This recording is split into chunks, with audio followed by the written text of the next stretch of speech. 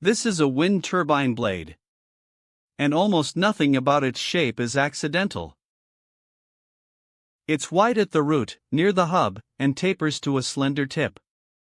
And if you held it, you'd feel it twist along its length, each slice set at a different angle. So why is it twisted? Why does it taper? Why this precise shape, instead of a simple flat paddle? None of it is style, every curve comes from physics. In this video, we're going to answer all of it the only honest way, by designing a blade from scratch, and watching its shape emerge from the aerodynamics itself.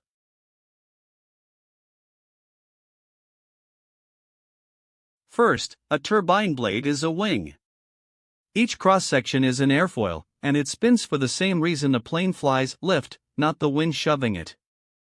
If that surprises you, there's a full video on the aerodynamics linked below. Second, there's a hard ceiling. No turbine can ever extract more than about 59% of the wind's energy, the famous Betz limit. A good blade gets as close to it as possible. And third, using blade element theory, we can compute the ideal angle the wind meets the blade at every radius along its length. That single fact, the ideal flow angle at each radius, is everything we need to design the shape. That's all the background we need. Now let's actually design one. Our goal is simple to state: shape the blade so it captures as much power from the wind as possible. In one number, maximize the power coefficient.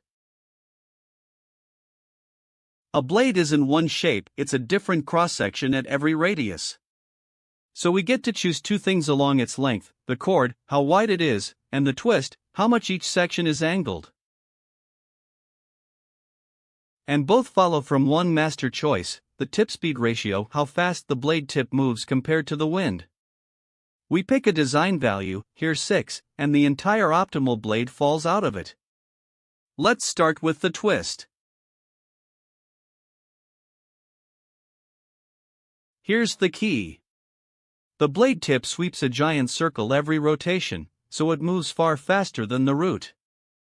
Same wind, very different blade speed, and that changes the angle the wind appears to come from.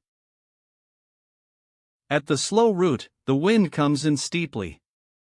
At the fast tip, it's flattened, almost horizontal. So the blade must meet the wind at a different angle at every radius, which means it has to twist. The rule is exact: at each radius, take the ideal flow angle and subtract the angle of attack where the airfoil works best. That difference is the twist. Plot it along the blade, and the twist is steep at the root and flattens toward the tip, about 48 degrees in total. That's the twist you saw at the start, and now you know exactly why it's there.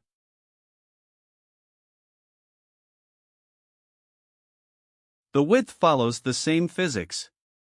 Near the slow root, each section needs a lot of blade area to grab its share of the wind. At the fast-moving tip, a thin sliver sweeps so much air that very little width is needed. Work out the ideal width at each radius and it drops steeply from root to tip. And there's the blade's outline, wide at the root, sweeping to a narrow tip. That exact taper from the opening shot, now derived from pure aerodynamics. No guesswork anywhere.